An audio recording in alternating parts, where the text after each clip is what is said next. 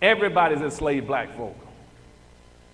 And that's what a race was. A contest started to develop the Western world.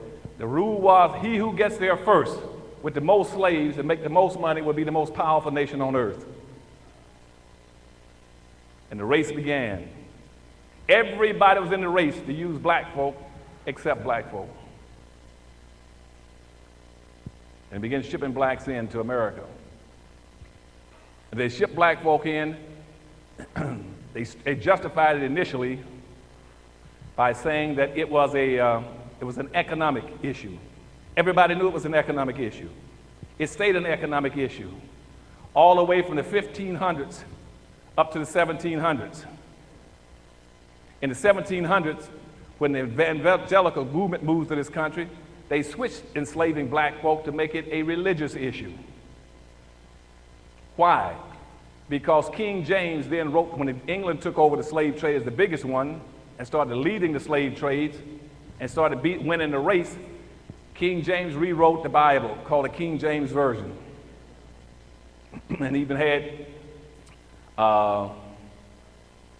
what's his name now? What's the writer?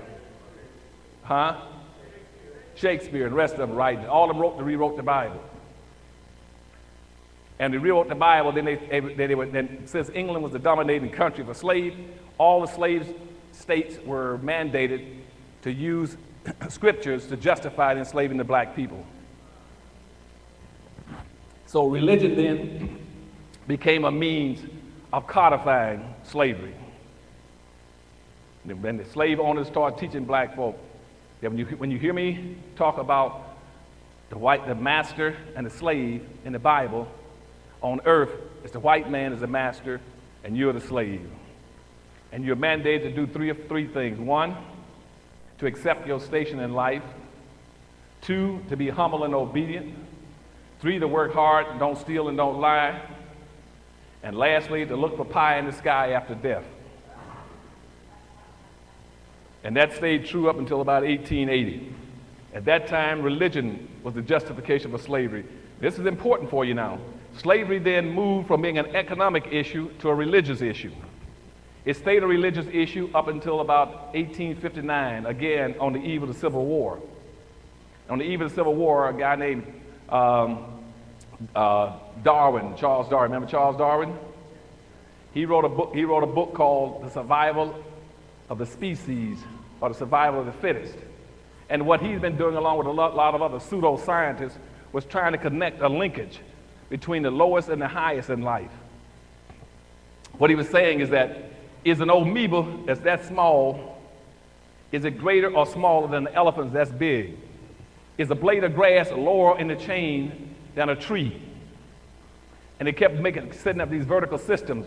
They call them genuses and species, going from the lowest of everything to the highest.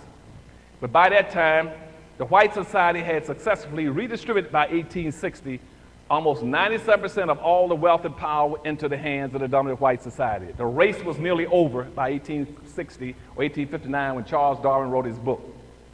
And they looked around and said, look, there are whites, now let's get to human beings. We worked out the relationship between between a bush and a tree and an amoeba and an elephant.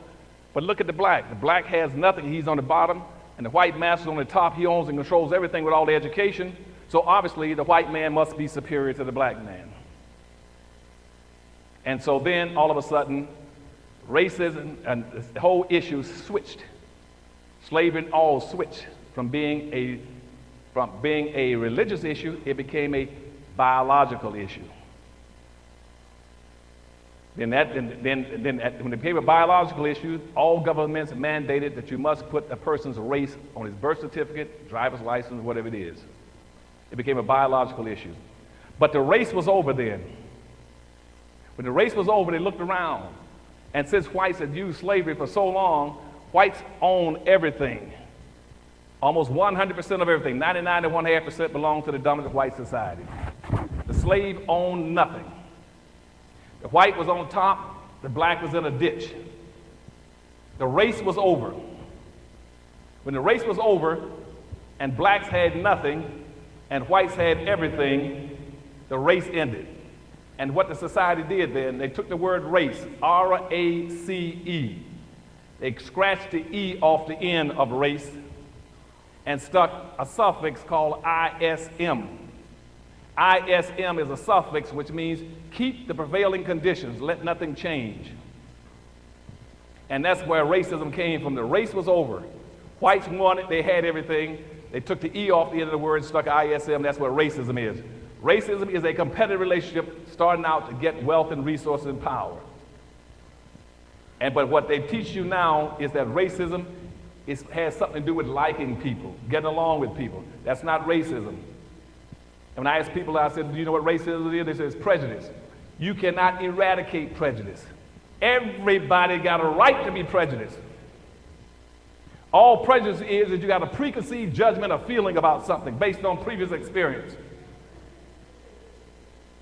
Right now, because of ice cream, I love Burgundy Cherry ice cream. So guess what? I'm prejudiced towards Burgundy Cherry ice cream. So now when I want some ice cream, I exercise my prejudice. I say, I'm going to get me some ice cream, some Burgundy Cherry ice cream, because that's what I'm prejudiced for. Now I say, where am I going to get it from? I've gotten a lot of ice cream from a lot of stores, half of one worth a quarter. That's what Baskin-Robbins has the best. So now I'm biased towards which ice cream parlor? Baskin-Robbins. I'm biased to go there to exercise my prejudice. Now when I get into Baskin-Robbins, I'll walk up and down the counter, looking at all the cherry mocha, the black chocolate rock, peppermint juicy fruit. I look at all that ice cream. And then guess what I'm doing now? Now I am discriminating. I'm discriminating against what kind of ice cream I want to satisfy my prejudice. And so I'll pick, and I go down and I say, oh, Burgundy Cherry, that's it. Now, that prejudice, that bias, that discrimination has nothing in the world to do with racism. Don't let people keep tricking you by comparing prejudice and discrimination with racism. That's why all the gays jump and say, well, we're just as bad off as black folk. They're prejudiced against us. That has nothing to do with racism. You tell people, I don't care about your being prejudiced or discriminated. That doesn't bother me as a black person. I'm scared of racism. I'm scared of the fact that you're going to own and control everything. That's what you should be working on. So everything you do in this city must go after eradicating racism. Not prejudice, not bigotry, not getting along with people, not bias. You must try to redistribute some wealth and resources back in the hands of black folk as quickly as you can. That's what you need to be working on.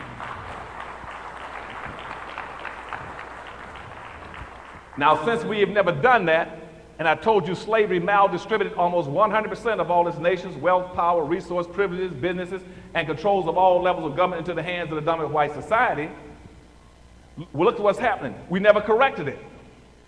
And since we never corrected racism the way it started out, that means in this country right now that the average white person in America has 3,500 times more wealth than the average black person. Y'all didn't hear that, did you?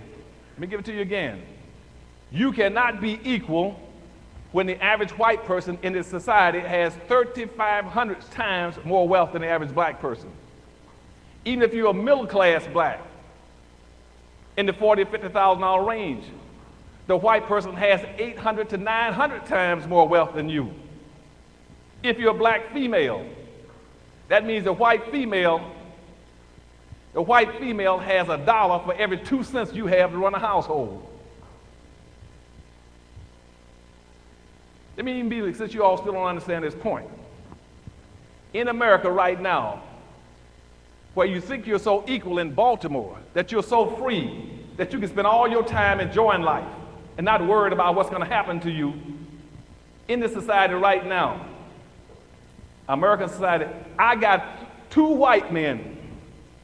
I got 2 white Americans alone that have more wealth than all 36 million black folk put together. If I take Ralph Ellison and Bill Gates, they got more wealth than all the black folk in America put together. Where is your equal opportunity? Where are you equal? What are we thinking about when it's wealth that decides what you own and control.